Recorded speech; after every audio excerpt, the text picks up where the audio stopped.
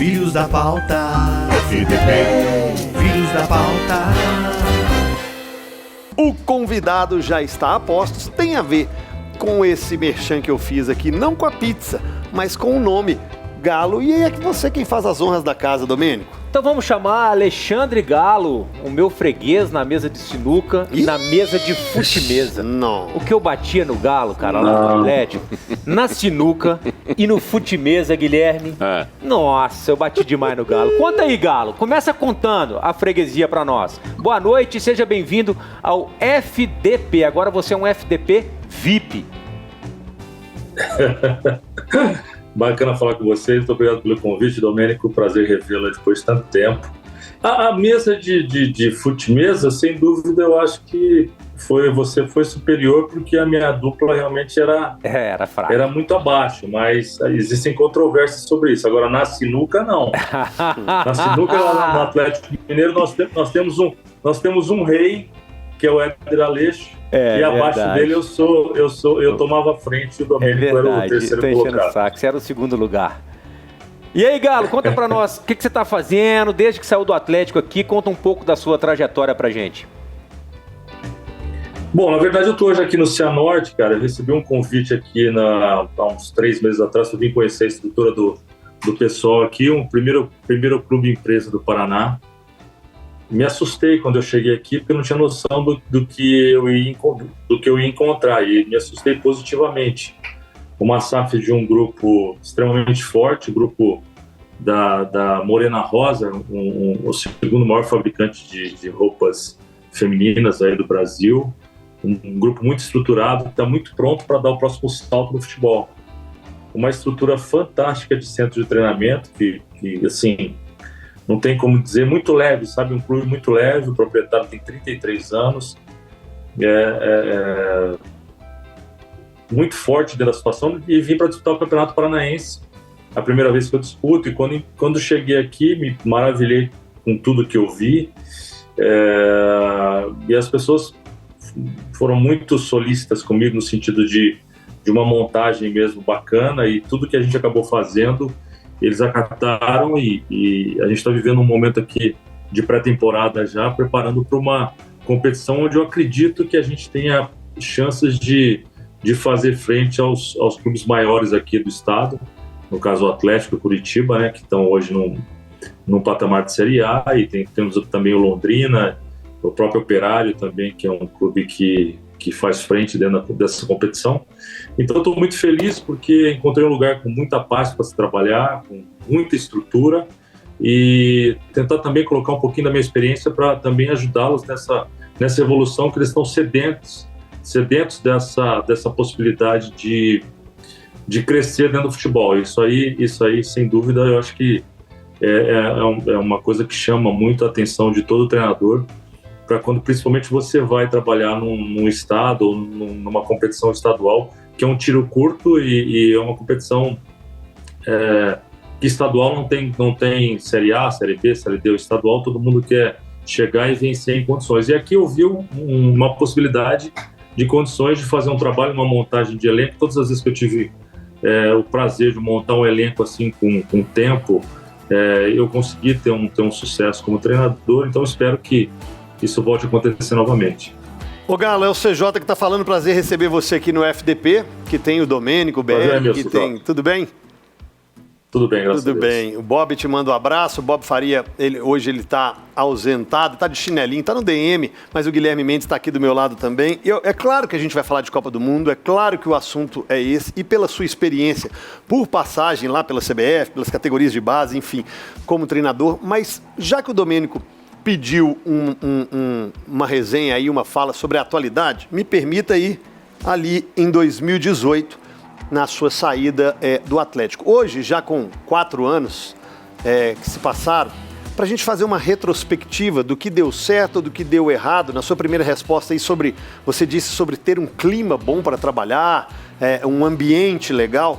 O que você acha que faltou para continuidade do seu trabalho, sendo que ali no final você teve muitas críticas, teve essa pressão ali como diretor, você como jogador, você como treinador, você como executivo de futebol, enfim, você vive o universo do futebol na sua integridade. Mas o que você acha hoje da sua saída do Atlético? Bom, toda saída ela acaba vindo com gosto de decepção, porque, na verdade, eu queria encerrar aquele ciclo. Na verdade, faltou um mês, né? Na verdade, quando eu saí, a equipe estava em 6º colocado e terminou em 6º colocado. E, na verdade, nós alcançamos o objetivo que foi a meta traçada pelo Sérgio desde o primeiro dia que eu cheguei. A minha primeira pergunta para ele, falei qual que seria a meta nossa. A meta era classificar para a Libertadores. Nós classificamos para a pré-Libertadores. É uma coisa que ninguém esperava, até porque quando você vive um ano de austeridade financeira como a gente viveu, é muito difícil trabalhar. É evidente que o Cruzeiro vivia uma situação atípica em relação à questão financeira, e é claro que, como todo grande estado que é dividido em uma balança entre 2 clubes, o Cruzeiro vinha de competições importantes e montando um elenco que a gente realmente não entendia o que ia acontecer. E eu acho que todo mundo acabou entendendo depois com a quebra do Cruzeiro, de uma irresponsabilidade que a gente não teve no Atlético. E ninguém fala sobre isso. Nós classificamos a equipe para a Libertadores, um ano antes não tinha classificado, um ano depois não classificou também. E eu acredito que as críticas vieram muito fortes em cima da minha pessoa, até porque eu acho que grande parte da imprensa de Belo Horizonte tinha privilégios no Cruzeiro e não teve privilégio nenhum no Atlético. Essa é uma grande verdade. Privilégio que eu digo que o Sérgio Sete Câmara, como um cara muito autêntico que é, desde o primeiro momento, nós vamos tratar todo mundo com muita educação, com muito respeito, mas nós vamos nos fechar porque o nosso ano é de pé no chão e vai ser difícil as pessoas entenderem. Então, eu cito esse privilégio, é você ter um furo de reportagem, uma chegada, uma saída, e nós não fazíamos isso. Eu acho que isso aí me prejudicou bastante nessa relação com a imprensa, até porque, se você ver os números friamente, tudo que aconteceu foi melhor do que esse ano, o Atlético de 2018. Então, quer dizer, foi muito difícil trabalhar daquela maneira. Quando eu cito assim, eu faço às vezes uma analogia de quando você vai entrar no supermercado para fazer um grande jantar, uma grande recepção com muito dinheiro, você não erra, você vai nos produtos que você tem certeza que vão dar certo. Mas daquela maneira nós entramos num supermercado no ano de 2018, absolutamente sem nada no bolso, e tínhamos que fazer uma grande equipe. O nível de exigência, não só da torcida, mas da imprensa, aí é muito grande. E é evidente que nós erramos em algumas contratações, mas eu te pergunto, o Atlético sempre acertou em contratações? Todos os anos que se passaram, se você quiser, faça uma lista aqui de grandes erros que aconteceram, porque é natural você, com dinheiro ou sem dinheiro, errar. Só que foi dada uma ênfase muito grande por essa relação nossa. Eu acho que minha e do Sérgio, e valeu muito de experiência nas nossas vidas, com a imprensa, com tudo que acontecia naquele ano, com o Cruzeiro praticamente bombando ali, sem uma responsabilidade fiscal e financeira, nós ficamos... foi exagerado o nível da crítica que aconteceu, porque o resultado ele veio, o resultado aconteceu e não foi levado em consideração. Antes do Guilherme fazer, se me permite, Guilherme, eu estava lá, Galo, e atesto isso aí que você colocou. Isso é importante a gente colocar. O Atlético ficou em 6º lugar em 2018, sem nenhum orçamento, tendo que ir ao mercado, como o Galo falou ali, usando de muita criatividade. E foi um ano muito atípico, CJ, porque em determinado momento, Lucas Ottoni, um grande advogado, tinha faixa na porta do CT, eu tive faixa na porta do CT, Carlos Alberto Isidoro, que ninguém sabe nem quem é, só sabe quem é do meio do futebol, né? Que é o supervisor, tinha faixa, era fora Galo, era enterro do Sérgio Sete Câmara. Então, assim, foi um ano muito esquisito, né, Galo? Porque o time vinha respondendo para aquilo que tinha na mão para aportar no mercado e o Paulo cantava do lado de fora. E, como você falou aí, né? A colocação do Atlético, por exemplo, naquele ano, foi melhor do que a desse ano agora. Sem dúvida, você atesta tudo o que aconteceu e a gente às vezes não entendia, né, o porquê de tudo isso, essa questão política. Com certeza era uma coisa que vinha de algum lado, uma força política muito grande, nos atrapalhou bastante, criou uma relação com a torcida bem desgastante. E é claro, como você me fez a pergunta inicialmente, foi uma decepção ter saído, porque eu acho que nós trabalhamos de uma maneira difícil, mas quando você tem certeza que você fez a coisa da maneira correta, apesar dos erros que aconteceram, eles aconteceram realmente da nossa parte, como acontece todos os anos com todos os gestores que fazem futebol, em qualquer nível do futebol, né? Então a gente não entendeu muito tudo isso que estava acontecendo. Existia realmente uma vontade de nos tirar daquele processo, e mesmo a gente tendo resultados que a gente entendia que para aquele ano eles eram excelentes, entendeu? Nós, na verdade, no nosso íntimo, nós, desde o começo, tivemos a Libertadores como um alvo talvez não alcançável, entendeu? Mas eu acho que é assim mesmo, as coisas acontecem dessa maneira. Eu saí bastante frustrado, né, principalmente com o tamanho das críticas que aconteceram, mas foi mais um aprendizado muito grande, muito importante, e mais uma vez foi uma honra estar em Belo Horizonte, um lugar que eu gosto muito, e defender as cores do Atlético como eu tentei defender dentro das minhas condições, dentro das condições financeiras que a gente tinha para fazer um trabalho de excelência. Mas fiquei muito, muito, muito satisfeito, e tenho uma amizade com o Sérgio até hoje, porque quando a gente fala exatamente, chegamos ao nosso objetivo, foi o que a gente combinou no primeiro dia. Então isso que foi o mais importante para mim. Estamos recebendo Alexandre Galo, foi executivo, diretor de futebol, grande jogador, aí também treinador hoje, treinador do Cianorte do Paraná, e Guilherme Mendes aqui. Pronto, Gui, me perdoe. Agora o Galo é todo seu. Que bate-papo espetacular, e aproveitou o Galo para esclarecer muita coisa que a torcida tinha todo o direito de tomar conhecimento. Alexandre Galo, boa noite, prazer muito grande falar contigo. Não sei se você sabe, Guilherme, grande amigo de longa data, é um prazer falar com você. Tudo bom, amigo? O Alexandre Galo foi meu comentarista por um jogo. Mentira? Não foi, Alexandre? Verdade. Campeonato Mineiro, 2001, final Atlético e América. E o Galo estava de fora de uma das partidas. Eu acho que foi o segundo e último jogo, né? E ele me lembrou... Não, foi o primeiro jogo, eu acho que joguei o segundo. Jogou o segundo? E aí, o que aconteceu? No finalzinho do jogo, o Atlético venceu a partida. Quando eu olho, cadê meu comentarista? Sumiu da cabine antes dos 45 minutos. Rebelde. Comentarista correu para comemorar o jogo, comemorar a vitória. Conta pra gente, Galo.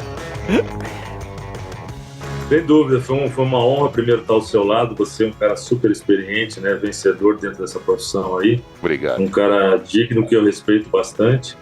E aquilo foi uma experiência, você sabe, Guilherme, eu recebi até no início desse ano um convite de uma grande emissora aí para poder migrar para o comentário, né, definitivamente. Mas eu gosto realmente de estar no campo, de estar definindo elencos, fazer a gestão também, me preparei para fazer a gestão de futebol, então é o que eu gosto de estar no meio, mas respeito bastante essa profissão de vocês aí, que sem dúvida é extremamente agradável, e aquele momento foi um momento de outra grande experiência, mas fazer isso do teu lado é tranquilo. Você foi um grande anfitrião para mim ali, foi muito legal. Mas eu quero saber da fuga.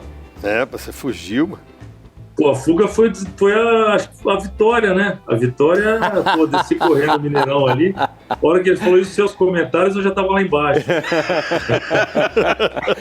Não recebeu o cachê. Não recebeu. Virou repórter de campo. E os seus comentários? Ele virou repórter de campo. Virou repórter de campo. O Galo tem assistido Copa do Mundo, obviamente, como treinador interessado pelo futebol. Tem visto aí de tudo um pouco? Tá dando para ver muitos jogos? Então, não muitos, até porque a gente está no início de uma pré-temporada, né? Uma pré-temporada praticamente de 50 dias. Então, é claro que o Brasil a gente para realmente para ver, para dar uma atenção maior. Alguns jogos, um ou outro, a gente acaba vendo aí, mas seguindo, torcendo muito para que dê tudo certo para o Brasil. Então, eu queria saber da sua opinião sobre, não só como treinador, mas também como um ex-jogador e da posição ali de um meio-campo. No primeiro jogo, nós tivemos a presença de um Neymar, e que faz muita diferença. Já nesse segundo jogo, ele opta por um dos maiores volantes do mundo na manutenção do Casimiro, com Fred e Paquetá. Como é que você analisa e vê, comparado essas duas seleções, as diferenças, as dificuldades ou as facilidades, tendo um Casimiro, Paquetá e Neymar, e tendo um Casemiro, Paquetá e Fred? Bom, muda bastante, né? Eu acho que, é claro, é evidente que a gente tem que respeitar a decisão do treinador, até porque ele está vivendo com os atletas. E eu sei bem o que é isso, e às vezes a gente aqui de fora tem uma outra visão. Na minha visão aqui de fora, sem ser desleal com o Tite, eu acredito que pela vitória que aconteceu no primeiro jogo, talvez por conhecer bastante também o Rodrigo, que eu conheço ele desde a base do Santos, eu acho que o Rodrigo seria que não existiria uma mudança do perfil que foi o time do primeiro jogo. Mas, mais uma vez eu falo, eu acho que a gente tem que respeitar sempre as decisões do treinador e cada um tem a sua, mas na minha especificamente eu acho que o Rodrigo nós manteríamos primeiro o Paquetá na mesma posição do primeiro jogo, e em termos de criatividade o Rodrigo talvez depois do Neymar é o cara mais lúcido ali da seleção para estar trabalhando nesse sentido. O Fred foi meu atleta na seleção olímpica e ele é um atleta de negociação de jogo, é um atleta que costura o jogo, ele prende bem a bola, ele tem um time bacana do jogo, mas fica um pouco mais defensivo, não é um jogador agressivo, não é um jogador que quebra essas linhas, não é um jogador de um passe final, né? Ele é um jogador meio que uma formiguinha de uma negociação de jogo, e talvez para um segundo tempo entrar e manter essa posse de bola, ele é um cara que vai ajudar bastante. Mas no meu entender, sem estar lá dentro, mais uma vez falando que eu acho que a gente tem que respeitar a decisão de quem está no dia a dia lá. Vai como torcedor o Galo, né, Gui? Como sempre, muito ético o Galo. O Galo, desde 2002 o que o Brasil vem perseguindo aí essa nova conquista, e dessa vez a gente está vendo por parte da torcida uma empolgação, achando que esse é um grupo muito forte, que o Brasil tem jogadores em condições de conquistar finalmente o hexacampeonato. Você acha que esse é realmente o melhor grupo que o Brasil reuniu nas últimas Copas, ou está muito parecido com o que a gente teve em 14 e 18?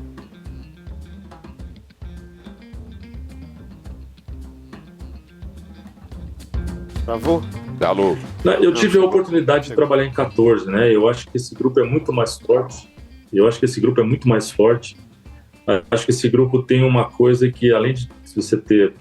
o Tite teve a condição de levar 26 atletas, ele tem ali no ataque uma mudança dos 3 atacantes que você não sabe quem que é melhor, quem sai ou quem entra. Então eu acho que é difícil você parar um ataque tão rápido, tão criativo como o Brasil, e no segundo tempo você troca 3 jogadores aí, entram caras melhores, mais rápidos, ou tão rápido quanto os que estão no campo. É difícil qualquer defesa segurar essa onda. Uma outra coisa que eu chamo a atenção, o sistema defensivo do Brasil sempre foi uma tônica na seleção brasileira. Você tem um volante muito forte na marcação e 2 zagueiros de extrema condição. E o Brasil tem isso hoje. O Brasil tem um sistema defensivo extremamente sólido. O Marquinhos, para mim, talvez um dos maiores craques da seleção. O Thiago está vivendo um bom momento. O Casemiro é um cara que segura muito a onda defensiva do time, um cara de muita responsabilidade. Então acho que como o Brasil é um time que propõe o jogo os 90 minutos e tem esse sistema defensivo, uma força muito grande, não só técnica, mas também de velocidade, de suportar grandes atacantes dos adversários, até porque você não vê grandes seleções com grandes atacantes, tirando, por exemplo, a França, que tem um Mbappé que pode fazer uma diferença muito grande, mas eu acho que o Brasil tem um equilíbrio diferente do que tinha, por exemplo, em 2014. Nós tínhamos um ataque extremamente dependente do Neymar naquela época, e mesmo tendo o Thiago, nós não tínhamos ali, principalmente naquele dia fatídico da Alemanha, aí em Belo Horizonte, não tínhamos uma sustentação defensiva tão forte como tem hoje. Então eu acho que esse grupo está muito mais equilibrado nesse sentido, e todas as vezes que o Brasil teve muito equilibrado, como foi em 2002, com muitos craques, como foi em 94 também, que tinha uma defesa muito sólida, com o Márcio, com o Odair, com o Dunga fazendo aquela sustentação e o Paulo Silva fazendo aquela sustentação defensiva de um primeiro volante. Eu acho que o Brasil sempre decidiu lá na frente. Então eu acho que esse ataque do Brasil das últimas 3 Copas, sem dúvida, é o que tem mais condição de fazer a diferença. Ô Galo, sabe que é a Covid, hoje estava conversando com o CJ sobre isso, né? Memória e tal. Eu já te vi falando algumas vezes sobre esse assunto, eu talvez não saiba aqui colocar detalhes. Você foi criticado em 2014 por algo que você já se defendeu a respeito disso, e com muita clareza, inclusive em relação a um relatório que você teria passado para o Filipão e talvez ele tenha optado por fazer uma outra coisa diferente daquilo que você passou para ele. Foi exatamente isso que aconteceu? Não, foi exatamente isso. Eu trabalhei eu e o Roque Júnior aquele ano como observadores técnicos, tinha trabalhado na Copa das Confederações já em 2013, onde nós fomos campeões, e em 2014 também, eu fiz a Alemanha, eu segui a Alemanha, fiz alguns jogos dela na Europa, a Croácia também, e esse relatório nunca saiu da minha mão e da mão do Filipão, e eu como treinador também já tive essa atitude, foi uma escolha exclusivamente dele, e a gente respeitou essa escolha, dele ter escolhido entrar daquela maneira, com o centroavante, com o Fred, né? E na verdade acabou vazando essa situação aí, que também nos deixou numa situação bem delicada, e nós conversamos no dia seguinte sobre isso, contei tudo o que tinha acontecido para ele, eu e ele somente, e não passei relatório para ninguém, não entreguei absolutamente para ninguém, que vazou uma situação de dentro, que ficou uma situação bem, bem delicada, mas já tinha acontecido aquele 7-1 fatídico e infelizmente é uma situação de se lamentar, a gente não esperava que isso acontecesse, né?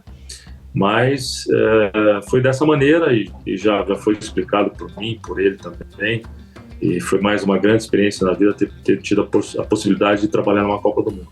Ô Galo, hoje você está aí como treinador do Cianorte, mas você já respondeu falando que teve a preparação para ser executivo de futebol, gosta de gestão. O que você prefere, assim? O que seria o ideal? Essa continuidade como treinador, e aí sim, hoje no Cianorte, conseguindo objetivos, crescendo e atingindo algum outro degrau, ou voltar a ser ali diretor de futebol de uma grande equipe, ou do próprio Cianorte, ou de outro time do Paraná. O que mais te atrai hoje no futebol? Então, na verdade, me atrai o que eu encontrei aqui no Cianorte, paz.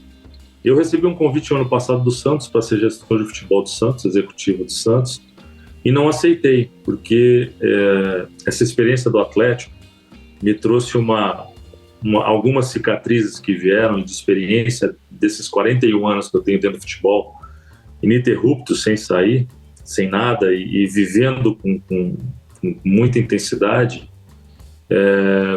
O Santos não estava preparado para ter um nível, como é que eu vou te dizer, de profissionalismo pelo momento que ele estava vivendo. Então eu ia acabar arrumando uma confusão muito grande. Eu moro em Santos, o Santos efetivamente passa por uma austeridade financeira aí nesses últimos 2 anos.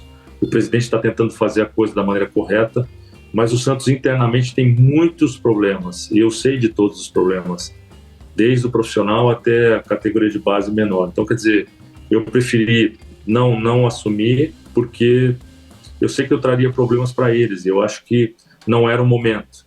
Mas eu gosto de fazer gestão, eu gostei de fazer gestão, eu fiz gestão 2 anos e meio de 4 categorias na CBF, aprendi muito, tive essa possibilidade, mas é evidente que o que eu quero é trabalhar num lugar que me dê a condição de fazer o básico. E evidentemente eu sou uma pessoa do futebol, me preparei para estar na gestão, não trabalhei no Atlético porque eu fui um ex-atleta, nem fui um ex-treinador do Atlético, eu trabalhei porque eu fiz cursos, me especializei para isso, e em sendo assim, como vocês, por exemplo, eu vejo hoje na imprensa caras que eram comentaristas, que eram narradores, viram comentaristas, e com o maior respeito a gente entende que são pessoas tão preparadas para estar numa função ou outra, como acontece com outros treinadores, o próprio Paulo Autuori, que faz gestão, que faz campo, o próprio Jorginho, que já fez até comentário esportivo contratado, depois se tornou gerente de futebol. Então, acho que a pessoa, quando ela se prepara muito para uma profissão, como são os jornalistas, eles podem migrar e não tem problema nenhum. Então, eu acho que esse respeito também no futebol está acontecendo dessa maneira. O que eu gosto é de fazer futebol num lugar que me dê condição de fazer. E quando eu vim para cá, para o Cianorte, cara, eu fiquei encantado com tudo que eu vi, a boa condição do centro de treinamento, as boas condições de trabalho, e um clube carente, pronto para dar o próximo salto. E eu vi aqui que a minha experiência podia trazer para eles aí uma ajuda muito grande, e é dessa maneira que a gente está agindo. Ô Galo, você acha que com essa nova onda de SAF no Brasil, aqui em Minas a gente já tem o Cruzeiro com um dono que é o Fenômeno, o Atlético está se preparando para essa transformação. Você acha que isso vai revolucionar realmente o futebol brasileiro, que vai ser um outro caminho importante que a gente vai tomar, ou isso está muito mais para um sonho do que para uma realidade? Não, eu acho que é uma realidade importante para o futebol. Vai existir uma mudança importante em todos os sentidos, né? Até porque essa fórmula estatutária do futebol brasileiro é falida, é quebrada. O futebol é superavitário em qualquer estágio. E, na verdade, os clubes estão quebrados até porque pelos desmandos que foram feitos. Porque existe um erro muito grande nesse sentido. O presidente não pode entrar, ficar 2, 3 anos no clube, sair, entra outro, muda tudo, 2, 3 anos, sem uma responsabilidade fiscal. Quando isso não acontece, quem paga é a instituição. E a instituição, por exemplo, o Atlético está pagando até hoje, o Santos está pagando até hoje, São Paulo, equipes aí centenárias que deveriam estar numa situação como está o Palmeiras, como está o próprio Flamengo, que se organizou, e hoje vai ser difícil alguém pegar o Flamengo em quaisquer condição. Eu acho que o Flamengo hoje está tão organizado, principalmente na sua área de marketing, na sua área internacional, que dificilmente algum clube vai se aproximar dele.